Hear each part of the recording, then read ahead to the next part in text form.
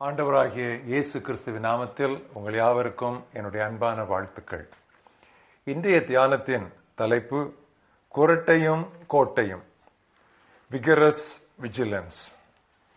மத்தேயு 25 அத்தியாயம் முதல் 13 வசனங்களை நான் உங்களுக்கு வாசிக்கிறேன்.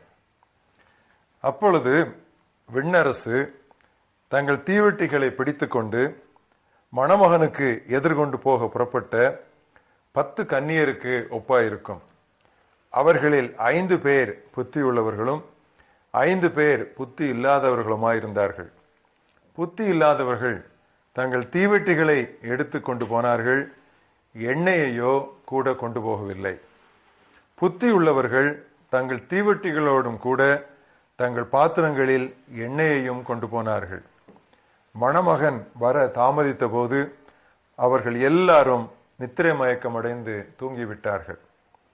நடு ராத்திரியிலே, இதோ மணமகன் வருகிறார், அவருக்கு எதிர்கொண்டு போய் புறப்படுங்கள் என்கிற சத்தம் உண்டாயிற்று. அப்பொழுது அந்த கன்னியர் எல்லாரும் எழுந்திருந்து தங்கள் தீவெட்டிகளை ஆயத்தப்படுத்தினார்கள்.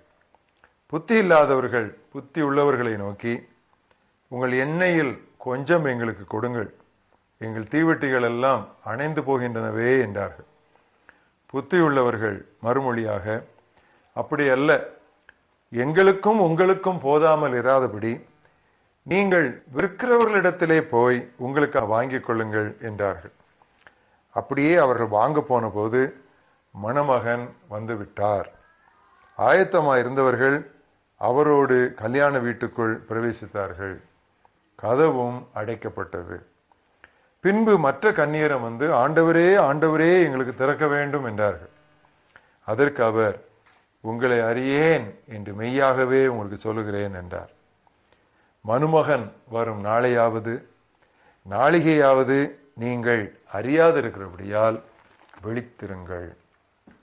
இன்றைய மனன வசனம் கொலோசேயர் 4 அத்தியாயம் 2 வசனம்.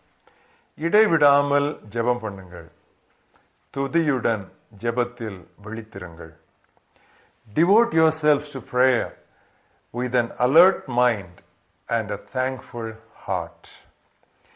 எப்போதும் விழித்திருத்தல் என்பது எக்காலத்திற்கும் இன்றியமையாததாகும். குறிப்பாக இந்த இறுதி காலத்தில் எதிராளியாகிய பிசாசானவனை நாம் மேற்கொள்ள வேண்டுமானால் அதிக விழிப்புடன் நாம் இருந்தே ஆக வேண்டும். நமது உடல் பலம் குன்றி இருந்தாலும் ஆவி உற்சாகமானது என்று ஆண்டவர் சொல்லியிருக்கிறார். உடல் மேலும் மேலும் பலம் குன்றி ஆவியும் சோர்ந்து போகாதிருக்க வேண்டுமானால் நாம் விழிப்புடன் இருத்தல் ஒன்றே வழியாகும். ஆண்டவரின் 2ஆம் வருகை பகிரங்கமாக இராமல் திருடன் எப்போது வருவான் என்கிற நிலையில் நமக்கு தெரியாத சூழ்நிலையில் இருக்கும். எனவே நாம் எப்பொழுதும் நம்முடைய வாழ்க்கையிலே விழிப்புடன் இருக்க வேண்டும். மனிதர்களால் வஞ்சிக்கப்படாதபடிக்கும் நாம் விழிப்புள்ளவர்களாக இருக்க வேண்டும்.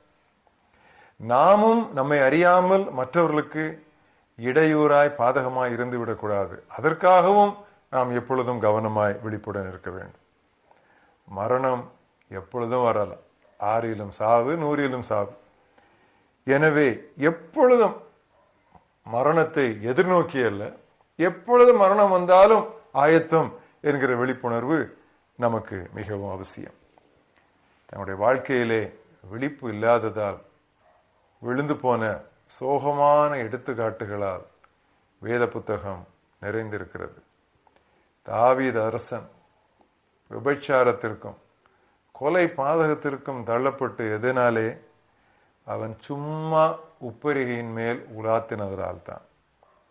பேதுரு தன்னை குறித்து விழிப்புடன் இல்லாததினால்தான் மிக நெருங்கிய தனது குருநாதரையே அவன் மறுதலித்து விட்டான், சபித்தும் விட்டான்.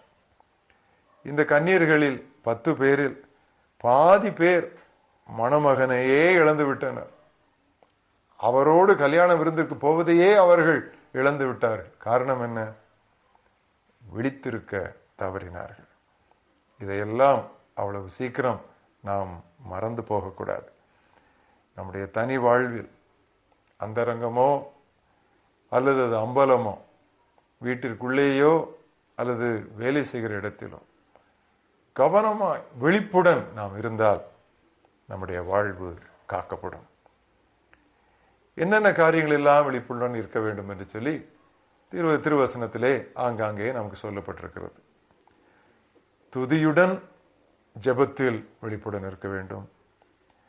அனுதின தியானத்தில், திருவசன தியானத்தில் ஏனோதானோ என்று இராதபடி மிகவும் கவனமாக கர்த்தர் இப்பொழுது என்னோடு கூட என்ன பேச போகிறார், நேற்று பேசின காரியத்தை குறித்து என்னுடைய பிரதிபலிப்பு என்ன, இப்படியெல்லாம் ஒரு விழிப்புடன், ஒரு கவனத்துடன், ஒரு டிலிஜென்ஸ், ஒரு அலர்ட்னஸ், அது நம்முடைய வாழ்க்கையிலே மிகவும் அத்தியாவசியம்.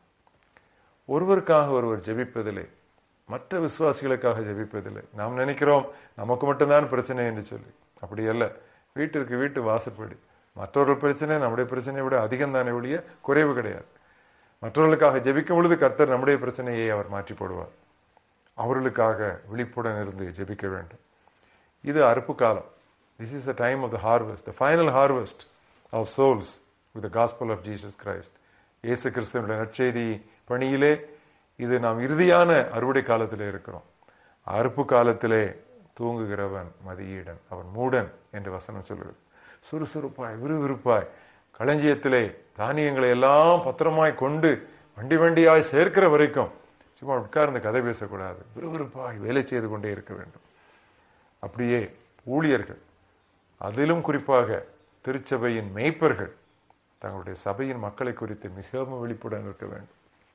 தங்களுடைய தேவைகள் சந்திக்கப்படுவதை குறித்தோ, தங்களுடைய திட்டங்கள் விரிவாக்கம் நிறைவேற்றப்படுவதை குறித்தோ அவர்களுக்கு பிரதானமான கவலை இருக்கக்கூடாது. தங்களுடைய மந்தையிலே ஆண்டவர் அவர்களை நம்பி கொடுத்திருக்கிற ஒவ்வொரு ஆட்டை குறித்தும், அவர்களுடைய பக்தி விருத்தி, அவர்களுடைய ஆன்மீக வளர்ச்சி, அவர்களுடைய வாழ்க்கையில் பரிசுத்தம், இவைகளை குறித்தே எப்பொழுதும் ஒரு கரிசனை தேவனுடைய ஊழியர்களை, அதுவும் சபை மேய்ப்பர்களை வாட்டிக்கொண்டே இருக்க வேண்டும். விழிப்பு என்பது காலையிலா பகலிலா இரவிலா அப்படியெல்லாம் இல்லை. 24 மணி நேரம் விழித்திருக்க வேண்டும். அப்படியானால் தூங்கும்போது முடியும்.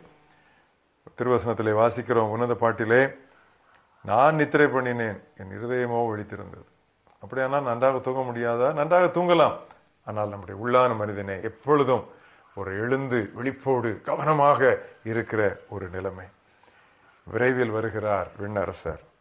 எப்பொழுதும் பயபக்தியாய் விழித்திருப்பதே ஒருபோதும் பரிதாபமாய் விழாதிருக்க வழி. ஆங்கிலத்தில் இதை ஒருவர் இப்படி சொன்னார், the best way never to fall is to ever to fear. பாமாலையிலே ஒரு நல்ல பாடல் உண்டு. இது ஜோன் பட்சர்ட் ஃப்ரைஸ்டின் என்பவர் 16ஆம் நூற்றாண்டிலே எழுதிய ஒரு பாடல். அதனுடைய மொழியாக்கம், ஆத்துமாவே தீங்குக்கு தப்பத்தக்கதாக நீ விழித்து தொழுது கெஞ்சு கொள்வாயாக. ஏனென்றால் சாத்தானால் உனக்கு எந்த திக்கும் சோதனைகள் நிற்கும். இடைவிடாமல் ஜெபம் பண்ணுங்கள், துதியுடன் ஜெபத்தில் விழித்திருங்கள், குரட்டை விட்டு கோட்டையை விட்டு விடாதிருங்கள். நல்ல ஆண்டவரே, இந்த அருமையான வேலைக்காக நாங்கள் துதிக்கிறோம். எங்கள் வாழ்க்கையிலே அடிக்கடி நாங்கள் சோர்ந்து தளர்ந்து கவலையீனமாக கவனக்குறைவினாலே விழித்திருக்கிற இந்த முக்கியமான விழித்திருங்கள் விழித்திருங்கள் விழித்திருங்கள் என்று இயேசு சொன்ன இந்த முக்கியமான கட்டளையை நாங்கள் மறந்து போகிறோம். இந்த நாளிலே விழித்திருக்கும்படி நீர் எங்களை தட்டி எழுப்பினதற்காக நாங்கள் உமக்கு நன்றி சொல்கிறோம். சீக்கிரமாக உம்முடைய குமாரன் வரப்போகிறார். நாங்கள் அவருக்கு எதிர்கொண்டு போக எப்பொழுதும் ஆயத்தமாயிருக்க எங்களுக்கு உதவி செய்யும். இந்த வேளையிலே நீர் உம்முடைய வசனத்தின் மூலமாக எங்களோடு பேசியதற்காக உம்மை துதிக்கிறோம். தொடர்ந்து எங்களை நடத்தும். இயேசுவின் நாமத்தில் பிதாவே, ஆமென்.